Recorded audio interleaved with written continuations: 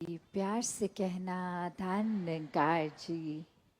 आज इस रूप में यहाँ अलवर में जो इतना सुंदर समागम और सभी महापुरुषों की वाणी को श्रवण करने का मौका हर एक ने लिया, और ये भाव कि ये संसार में जहाँ नम्रता प्यार दिलों को विशाल करके जीना है, किसी से भेदभाव करते हुए ऐसे मन के विचार नहीं बनाने, क्योंकि हर एक में यही परमात्मा का निवास है। हर किसी के भीतर भी बाहर भी ये एक ही है। हर कोई एक समान है, तो कोई जाति ऊंची नहीं, कोई नीची नहीं, कोई रंग का भेदभाव नहीं, कोई खाने पीने के फर्क, कल्चर के फर्क से कोई श्रेष्ठ या नीचे नहीं होता। संतों ने हमेशा यही सिखाया और आज भी सत्संग में यही बताया कि कैसे हर कोई अपने जीवन में एक भक्ति मार्ग को चुन सकता है। इस परमात्मा ने तो हर एक के अंदर वो पोटेंशियल दिया है कि हर कोई इस परमात्मा स्वरूप बन सकता है।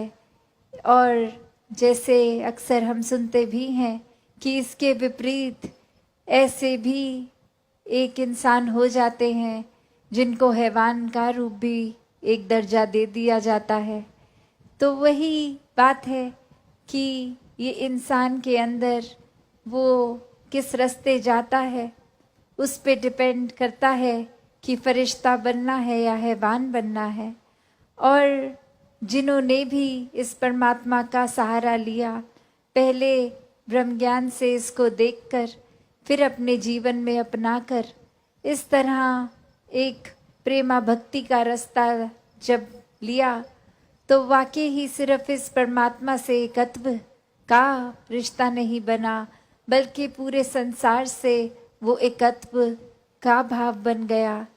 और कैसे फिर अपने जीवन में संतों ने यही अपना जीवन खुद जी कर दिखाया कि हम काम काज पढ़ाई लिखाई कुछ भी कर रहे हैं, वो सारे काम करते करते भक्ति को, उन कामों को भी भक्ति बना सकते हैं। जिस पल में परमात्मा को शामिल कर लिया, वो मन के भाव वाक्य ही परमात्मा से मन जुड़ गया, तो हर काम ही जिस पल में परमात्मा शामिल है तो वो भक्ति ही बन जाता है। तो कैसे अपने जीवन को हर पल जिम्मेवारियां निभाते हुए भी घर परिवार समाज की एक भक्ति की जा सकती है। कोई अलग समय निकाल के सिर्फ दिन में कुछ देर, तो फिर तो ये कुछ घंटों के ही भक्त हुए, पर वाकई ही भक्त तो पूरे दिन के लिए, पूरी जिंदगी के लिए भक्त होते हैं। तो एक मन में भी हर एक के वो बात रहे कि कैसे हर एक पल में इस परमात्मा को शामिल करना है। मन का जुड़ाव हर पल परमात्मा से ही बना रहे, और कैसे फिर हर एक से प्यार किया जाए।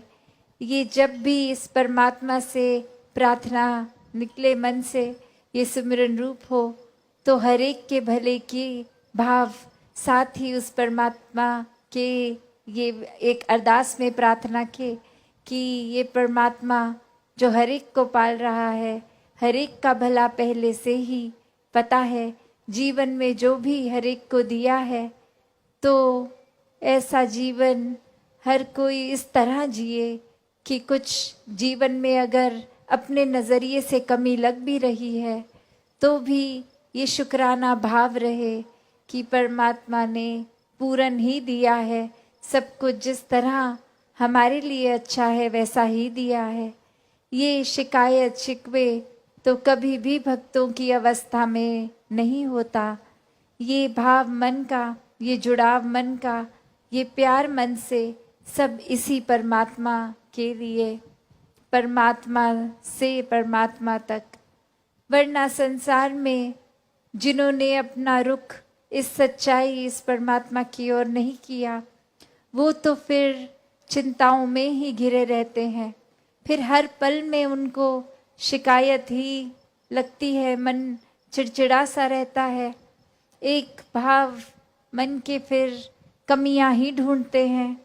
एक बीते हुए कल में जहाँ अच्छे कोई समा निकला, उस तरह उस समय के अंदर ही रहना चाहते हैं, आज को खो देते हैं और वही याद में रहते हैं कि पहले समा बेहतर था, अब कुछ अच्छा नहीं है।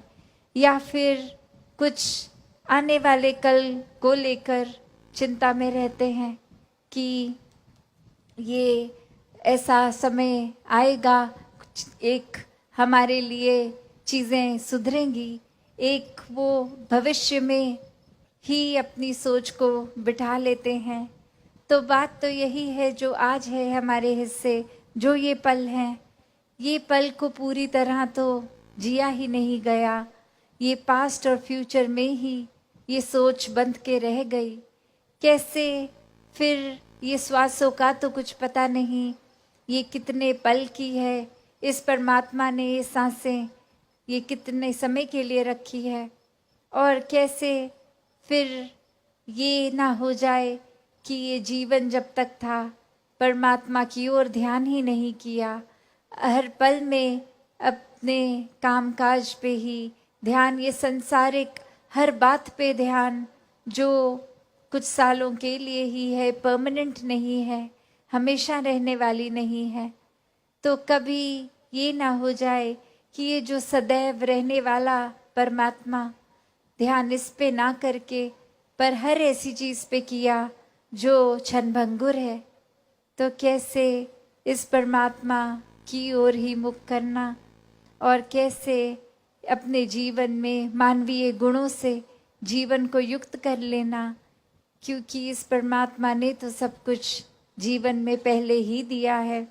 हर एक के अंदर वो भाव आ गए जिस पल परमात्मा आया, और कैसे वो भावों से फिर कुछ समय के लिए ही व्यवहार ठीक रखने लायक जीवन ही नहीं बन के रहता, बल्कि वो आचरण में अच्छाई आती है, क्योंकि ये पता चल जाता है ये सारे मनुष्य के जो गुण हैं, जो ह्यूमन वैल्यूज़, देवीय गुण, ये सब तो एक पहले ही है अंदर, बस उनको जीना शुरू कर देता है ये रास्ता जो इस रूहान, इस इलाही, इस परमात्मा से आया, वो रूहानियत से इंसानियत में तब्दील होते हुए ये सब गुण अपने आप ही इंसान फिर जीने लगता है।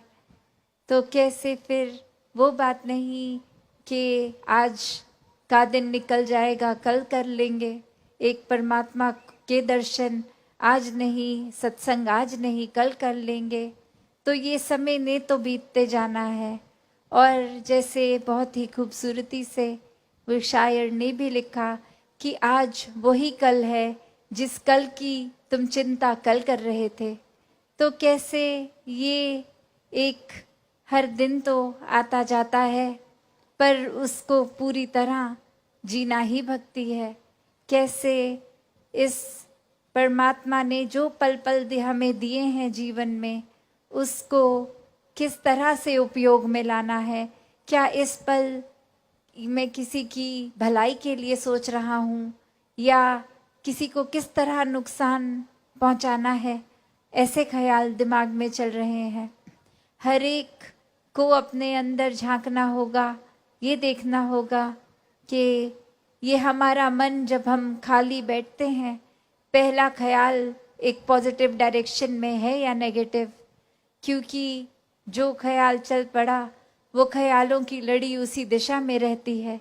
और वहीं भक्त तो चेतन होते हैं, कहीं गलती से भी ख्याल कुछ नेगेटिविटी पे आ गया, कुछ बुराइयों पे आ गया, तो वहीं उस ख्याल को रोक लेते हैं, वो आगे ये लड़ी कंटिन्यू नहीं होने देते। एक ख्याल से दूसरा ख्याल इस लूप में रहता ही नहीं है। फिर जैसे ही मन में कुछ बुराई आई भी, तो उसी समय सुमिरन करके इस परमात्मा से ये क्षमा मांगते हुए बख्शवाते रूप को, तो ऐसे ही हर कोई अपने जीवन में भक्ति करता जाए। और ये एक उस तरह की अंधविश्वास वाली भक्ति नहीं, ये साक्षात इस परमात्मा को देखकर, इसको मन में बसा के, फिर प्यार का रिश्ता बना के, ना कि कोई भय से कि परमात्मा का नाम नहीं लेंगे तो जीवन में नुकसान होगा, या परमात्मा का नाम नहीं लिया तो कोई धन दौलत कम हो जाएगी। पर सिर्फ और सिर्फ बिना किसी सौदेबाजी के यही भाव मन का हर एक का कि ये प्यार है परमात्मा से, तो जिनसे प्यार होता है उनका एहसास तो मन में, ये सोच ये ख्याल उन्हीं के इर्द गिर्द हर समय घूमते रहते हैं। चाहे वो कोई भी उम्र के हों, वो भक्त हर समय प्राथमिकता परमात्मा को ही बनाते हैं। तो दासी और समय ना लेके इन्हीं शब्दों से आज्ञा लेगी। सत्संगत जी, धन्यवाद जी।